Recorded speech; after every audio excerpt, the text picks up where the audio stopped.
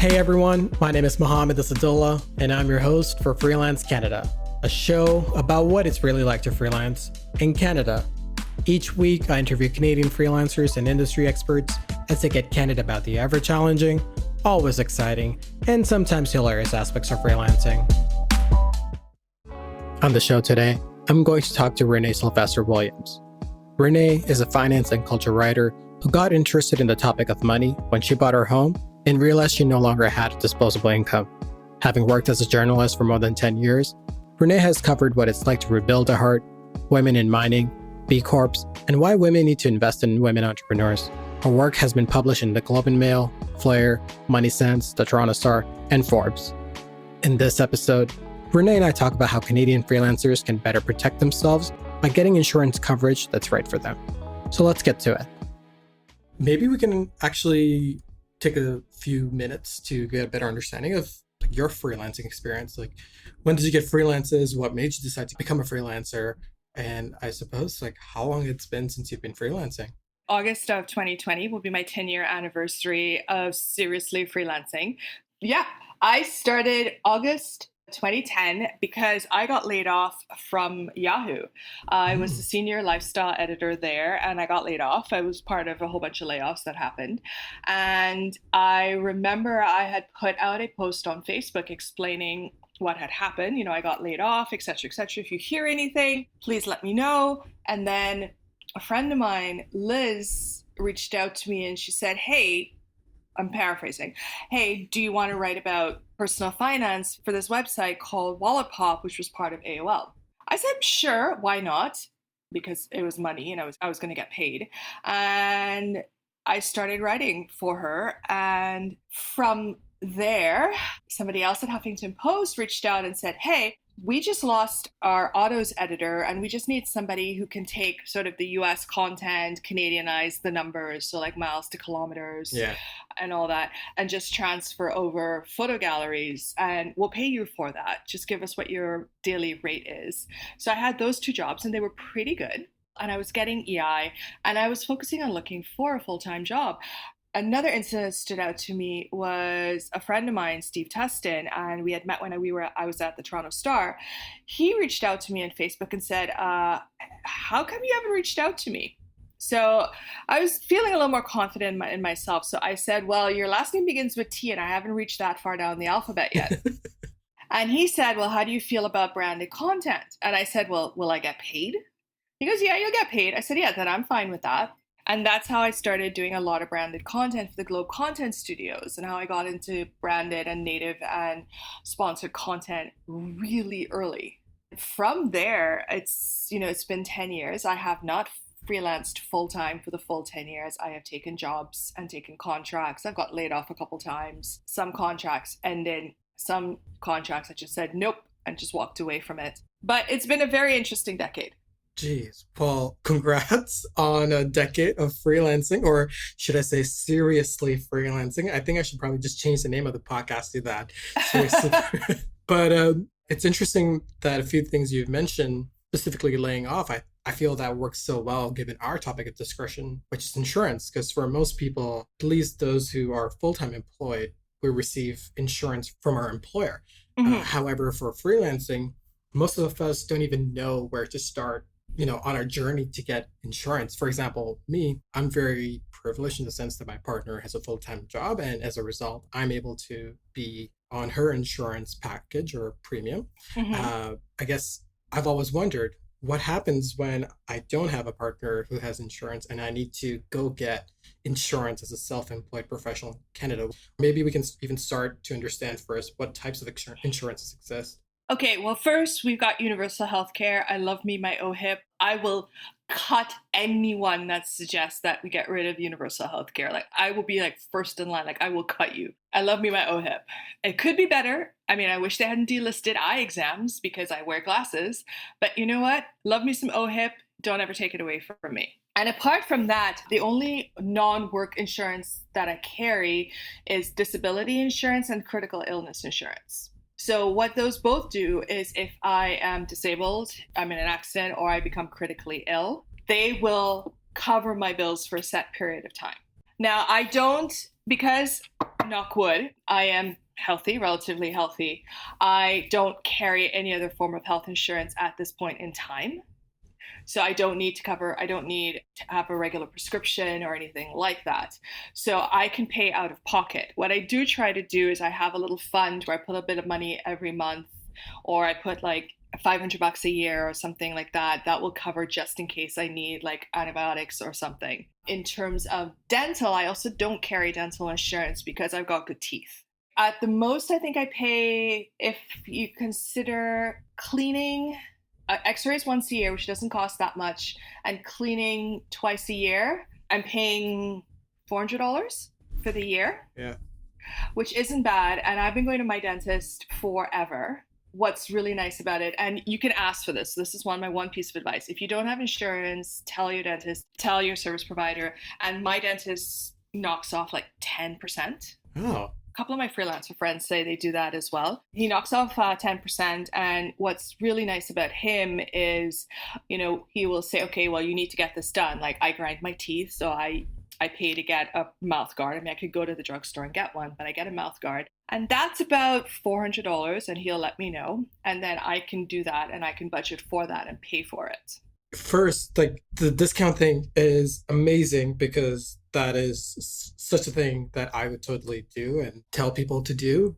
But to hear somebody else tell me that you can get a discount from your dentist is awesome. The second thing that I'm a little frustrated is that mouth guards are so expensive, and I get that that's a separate tangent. Mm-hmm. But I find it interesting that you're spending about $400 on dental care. So if I just do a quick math here on my laptop, 400 divided by 12, so about $33 per month you're setting aside.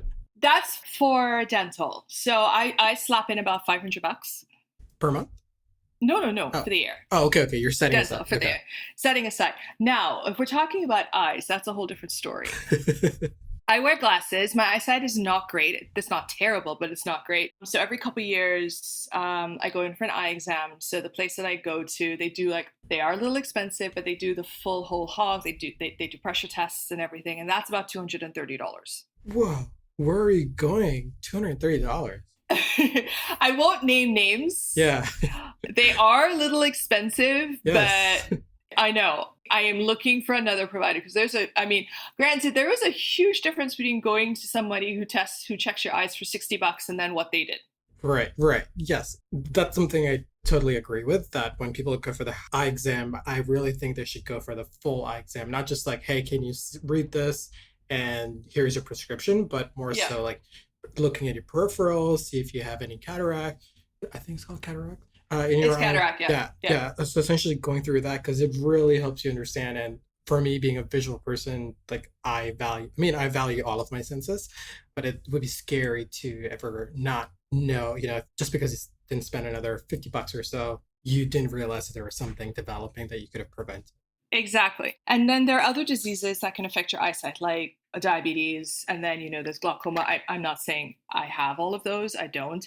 But I'm just saying it's always good to be preventative. So it was about $230. So was it expensive? Yes. Would I do it every single year? No. Did I mind paying the money? I was a little shocked at the price of it. But I okay, fine. It's like the first really thorough test I've had in a while. I mean, I get my eyes checked every couple of years anyway. Yeah. But I didn't mind it as much, but that's not something that I want to pay out of pocket every single year. Exactly. Right. And then on top of that, last year I had contacts because I needed baby progressives. And contacts are expensive. So last year was an outlier, I spent, if I had to total up everything from my vision, and I got a new pair of glasses, I spent about $2,000, which was something I had not planned for, but I had the money. But on the positive side, I rolled all of that up in taxes because I did actually need them. Sorry, you said rolled them up into taxes? Yeah, I got the receipts and I put them towards my taxes as medical deductions. Got it. So that's great too, because a lot of people don't know that they can write off some of these items, or I guess most of these items, as deductions. Well, it's a percentage. So I'm obviously not an accountant. So anybody who's listening to this, please talk to your financial advisor or your accountant. But it has to be a certain percentage of your yearly earnings. I don't know off the top of my head. This is why I have an accountant who I love dearly and I pay her to do this for me. Yeah.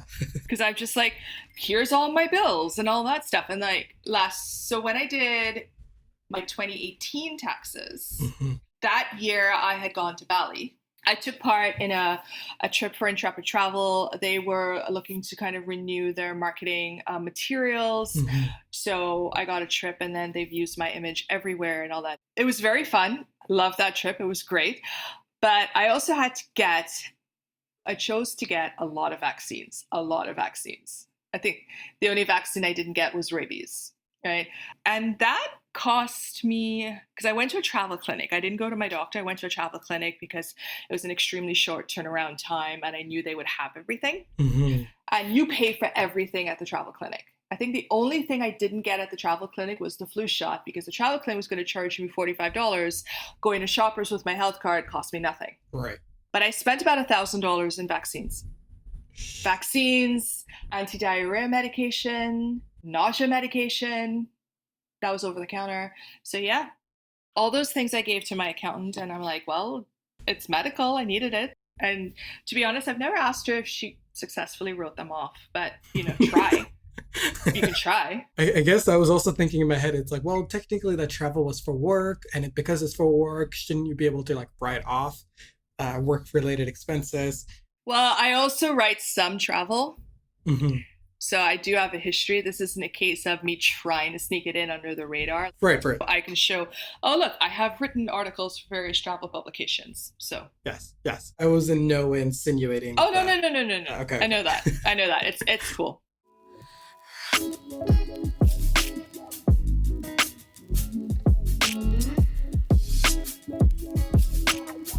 So clearly, preventative healthcare can be expensive. Mm-hmm. $2,000 for looking after your eyes, about $500 per year for dental. I get that $2,000 was a result of lenses, contact lenses, getting glasses, eye exam, but nonetheless, something you mentioned about checking your eyes every 2 years. So that is typically what opticians and what's the other one? Optometrists. Yes, yeah. They recommend that you should get your eyes tested every 2 years. The one that I go to, which is on King and Dufferin, they charge me about $130, $150 there. That's really good. Yes. And do you get all the machines? Yeah. They like put all these like dyes in my eyes as well and make sure everything's working well.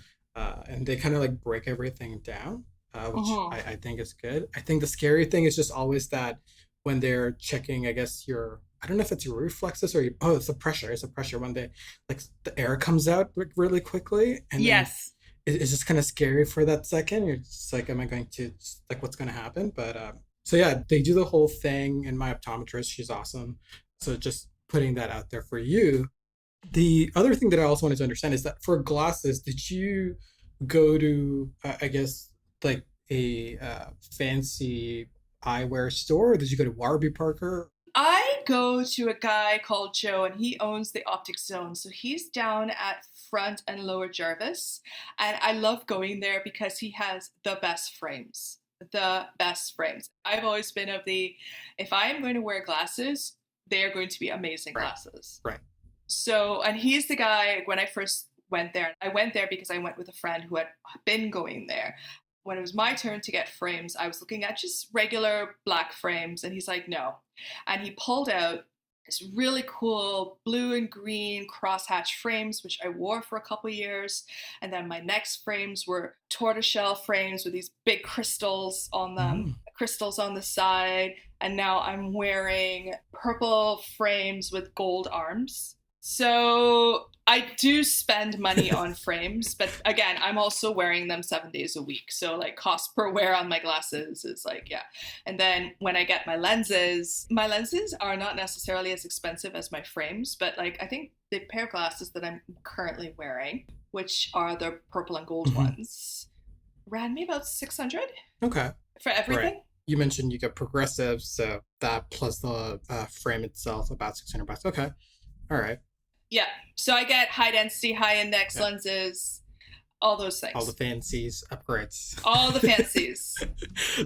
Sounds good. So we've got actually quite a good breakdown of things that you're paying for, how much you're paying for, and also what type of insurance you have, because you mentioned you have disability and Hmm. critical illness. I guess I'm Hmm. curious to understand is that when other Canadian freelancers are thinking about, hey, I should get insurance coverage now that I'm freelancing, and most of us probably don't even think about it right off the bat. But then as you start doing it and something happens, you get a flu and you're like, oh, should I get insurance?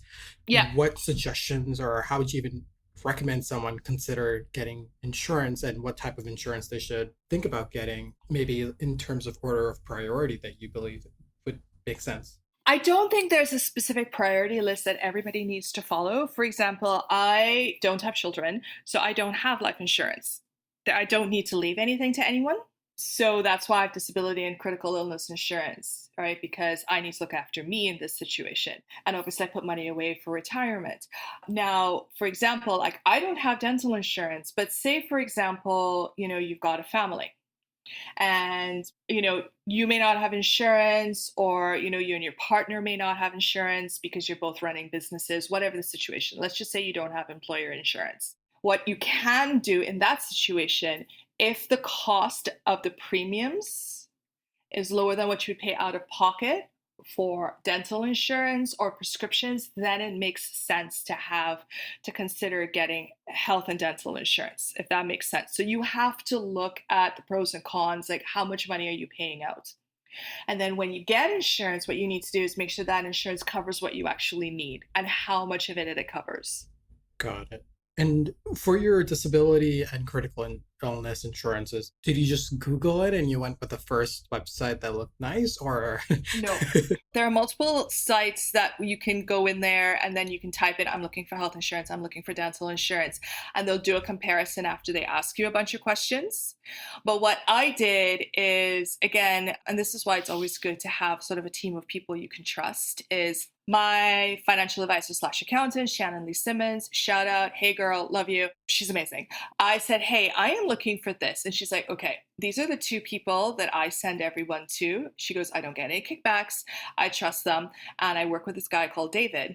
And I told David, look, this is my situation. This is what I'm looking for. And he brought back options for disability and critical illness. And I remember we were meeting at a Starbucks on University Avenue in Toronto. He's like, okay, so this is what I have. We're talking about critical illness. And obviously, like the name suggests, critical illness is pretty much any critical illness. And we were talking about it. And he was like, okay, well, this is what the cost is. And then he goes, okay, but for a few dollars more, you can be covered for, I don't know how many diseases he said, but it was a shockingly high number, like 20 something Hmm. diseases. So I think, I don't have the numbers off the top of my head, but my disability and my critical illness together costs me about $160 a month in premiums, but I'm pretty solidly covered. Right. I obviously don't have my documents in front of me, so I can't tell you exactly what I'm covered for, but I'm pretty confident in the coverage that I have.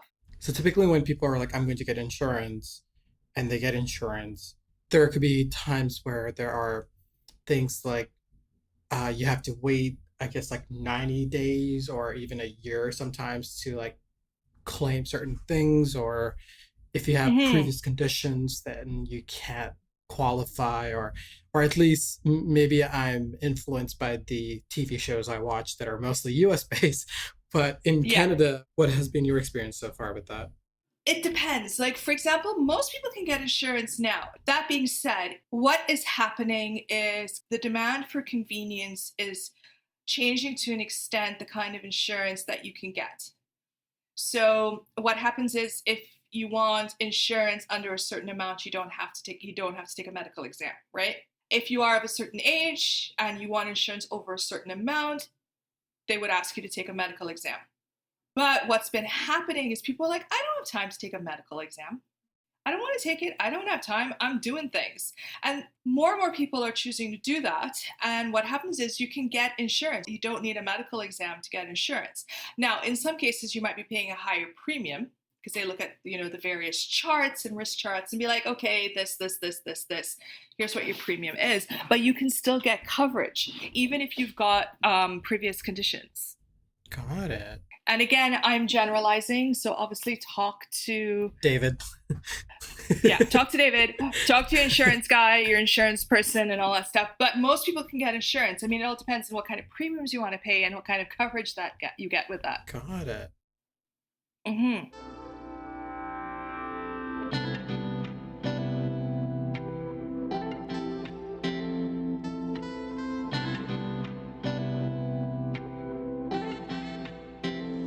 I'm clearly learning quite a bit here because this is a topic that I've always thought about, but never fully, I guess, wrapped my head around. So this has been good learning for me.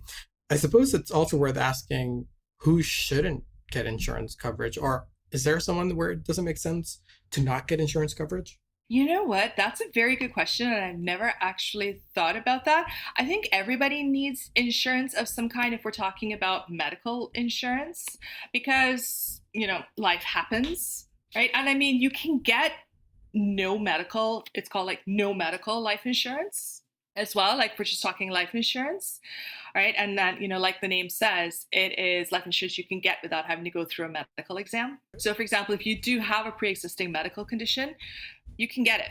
Now, I can go into like the different types, but there is something called no medical life insurance. So if you have a pre-existing condition, it is something that somebody can look into. That's actually quite helpful to keep in mind. Interesting. So I suppose I feel so privileged to live, at least in Ontario, where we have our OHIP, and should something go wrong, I can go into the doctor and be able to get myself checked out. But clearly, as you've also outlined, is that something like disability and critical illness, those things aren't covered by OHIP. No. And should something happen to you, especially in times of COVID, where a lot of uncertainty exists, that kind of insurance can protect you. Yes, you're paying a bit per month, but you're essentially paying for your protection. Yeah. So what it is basically kind of give you payments to let you focus on getting better. And is it like 100% of what you were making in the last 3 months or 12 months? Is the structure something like that? Or is it just like, we're going to give you a fixed fee, or we're going to give you back the $160 each month? Well, it depends. Like, for example, most insurance plans have a cap on the benefits anyway. Mm-hmm. So it really depends on what your plan lays out, if you're willing to kind of pay for that. And just to actually go back to a question I was trying to understand earlier, is that with your disability and critical illness, there weren't any conditions to be like, hey, you cannot claim something in like 12 months.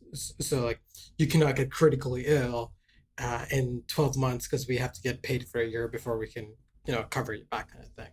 I don't remember if that was the case. Okay. Again, that's something to check the policy before you sign for it. Okay. But I know, I'm putting a lot of caveats here, but I am not an insurance expert, and everybody's insurance policy should be tailored to their needs. Do you remember David's last name? I feel like we should bring in David. Okay, hold on. Let me look up David's last name. Lipkus, Lipkus. David Lipkus. Lipkus? Yes. I'll look him up and reach out to him, because that would be actually pretty cool to chat with somebody who can like give us even more thorough breakdown, because I think the amount of detail you've gone into is amazing. Oh, thank you. Even having or providing people the benchmark as to what they can expect in terms of dental or eye exam costs, or even something as like, I like Warby Parker. I like, not all their frames are amazing, but the few frames that I do find, they're $150, and that's just kind of it, which I think is super awesome. Exactly. Like, I like Warby. I know we're a little off the record here, so cut this. I like Warby Parker's ethos. I just don't really like their glasses. Yes. I find their glasses a little plain for me. Like, for example, actually, I needed a pair of computer glasses, so more close-up reading, and I had an old pair of frames which were still in good shape, and I took those frames in and I said, okay, put the lenses in here, because I knew I wasn't going to wear them. They weren't my primary pair of glasses, and They weren't really going to leave the house. I would use Warby Parker in that way, but for the glasses that are on my face and I get photographed in and all that stuff, I want glamorous frames. Right. I'm wearing purple and gold glasses. Oh, is that what you're wearing right now? Yeah. Okay. Here's the photo that you sent me. Is that the one with gold and purple? Did you send me a photo? Actually, I should probably check. Don't know. I don't think I sent you a photo. A lot of my portfolio photos tend to be without glasses. Just because, again, because of my prescription, depending on how it's angled, my eyes look very small. Just like eye socket area looks weird.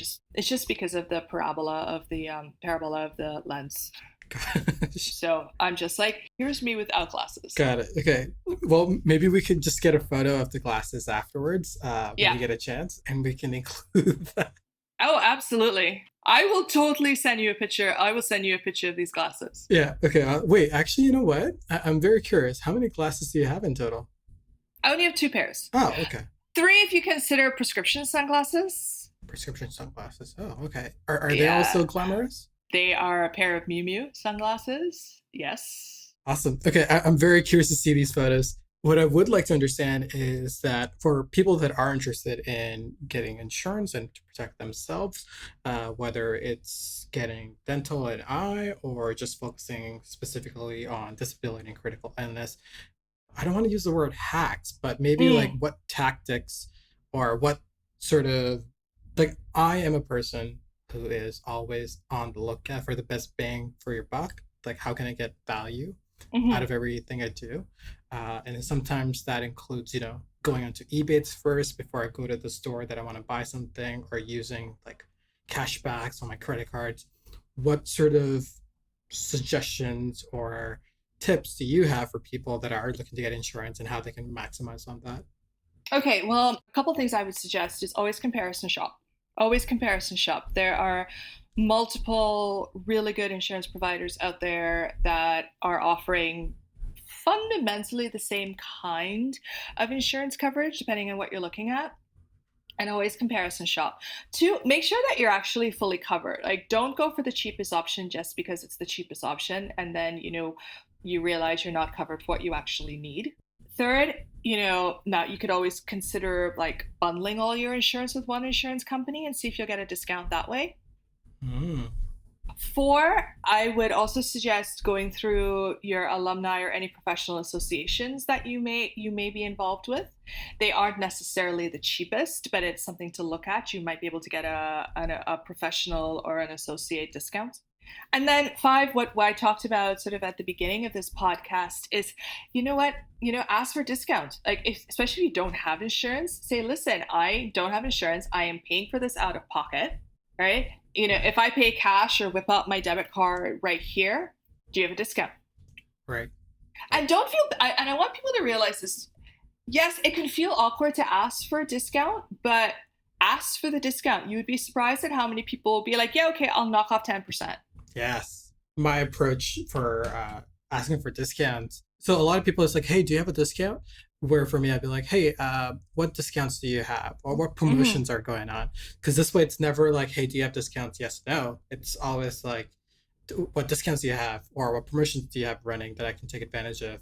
And at that point, they have to think. And then it's like, oh, no, we don't have any promotions running. Or actually, yeah, we have this discount available. Or I'll be happy to provide you with a discount this way. Yeah, exactly. And this is just general shopping tip for everybody. Sometimes it'll be like, listen, can I get 10% off if I pay in cash? Right. Now, this may or may not work because a lot of places are going cashless, but it certainly doesn't hurt to ask, especially I would say small businesses, because they understand what it's like to be a small business. If you're freelancing, you are a small business. Yes. I like that you have like 5 points broken down and I wrote them all down, even though we're recording all of this. So I was going to ask for advice you had for Canadian freelancers, but it seems like this was the advice / tips. So that's great. We've sort of covered that all well. I would be interested to learn, where can people find out more about you and your work that you're doing? Oh, well, I am everywhere on the internet. In all honesty, if people are looking to find me, they can just Google my name. Yeah. I'm the only Renee Sylvestre-Williams on the planet. No, literally, I'm the only Renee Sylvestre-Williams on the planet. Like, with this spelling, I'm the only one. I don't know where to go from here other than to just wrap up, because like I'm super excited by all of the content we have and all the questions we've gotten into. Thank you. Well, that's our show for today. If you liked Freelance Canada, then be sure to subscribe to our newsletter by visiting freelancecanada.fm. You'll get access to all of my personal notes, as well as book recommendations about the topics discussed in the episode. Now, you will not find any of this on our website, so be sure to subscribe if you don't want to miss out. As with most podcasts, you can listen to every episode through Apple Podcasts or wherever you get your podcasts. It would mean a lot if you could leave us a 5-star review. It would mean even more if you shared our podcast with another freelancer so it can help them in their journey too. Finally, if you're tired of leaving money on the table because you don't know which of your expenses you can write off, then sign up for Benji. You can start your 90-day free trial by visiting betterwithbenji.com, because freelance life is better with Benji. Thanks for listening.